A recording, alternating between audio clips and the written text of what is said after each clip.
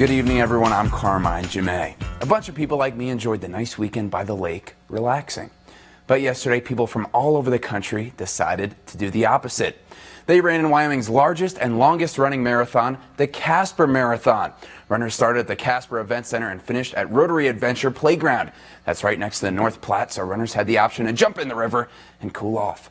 Several runners were trying to complete marathons in all 50 states. And after pacing Saturday's Grand Teton Half Marathon, one runner described his hitchhiking journey to pace the Casper Marathon.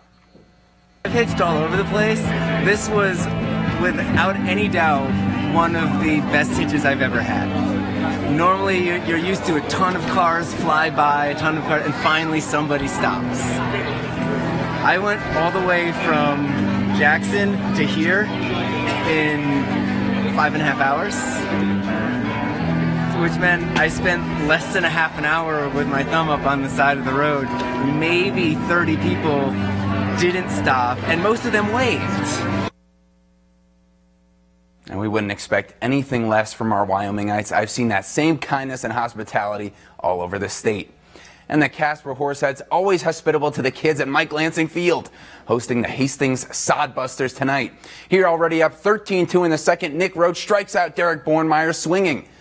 Then Roach exterminating Jake Obius looking. And finally, he gets Wyatt Anderson to strike out the side. Nick Roach strikes out 10 Sodbusters and only allows 2 runs in 5 innings. And in the fourth, here's the Horseheads' Jake Brown. He hits one, a short hopper to the second baseman, can't handle it, and Bradley Polinsky scores on the error. The Horseheads win 14-7 and snap their 4-game losing streak. They're now 3-5. We wish they were 13-5. And they've got home games every evening tomorrow through Sunday. And we've got good news from a small football program. After not fielding a team last season, 10 Sleep plans to have one this year. They've also got a new head coach, Talon Arnett. Talon is a 2012 graduate of Niobrara County High School in Lusk. Back then, he played on the offensive and defensive line and was a 1A All-State selection his senior year.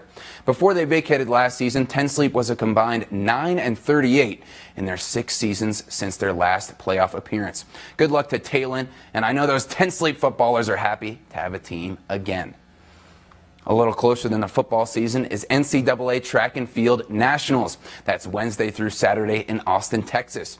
Many of you know we've got 4 cowgirls competing.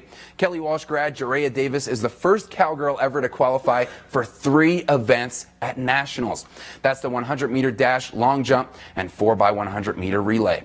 Jayla Henderson is the first cowgirl since '05 to qualify for back-to-back years in the same event. She's competing in the triple jump and on the same 4x100-meter relay team with Jerea.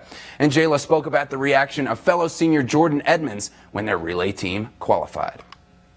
And just to see her face and just like to see everyone's reaction, it was just like a blessing. And at first I didn't think we qualified, and I literally ran into Jordan and was like, yo, we qualified, and she just bursted out in tears.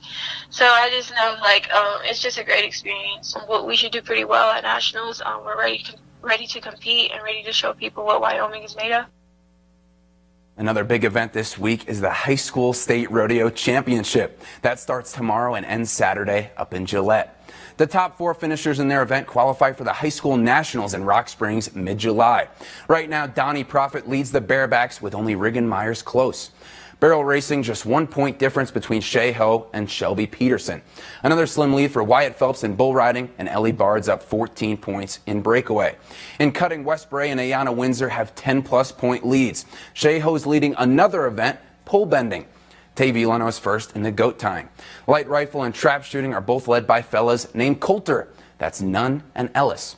In rein, cow horse, and saddle bronc, Jace Longwell and Clay Kinnison up by 5 and 6 points. In steer wrestling, Winston McGraw, great last name, ahead 11.